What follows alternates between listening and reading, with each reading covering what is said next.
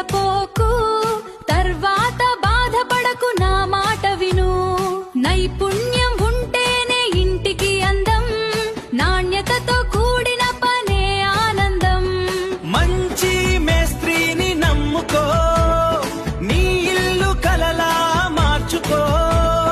Quality పనే మన జీవితం, క్వాలిటీ పనే మన జీవితం.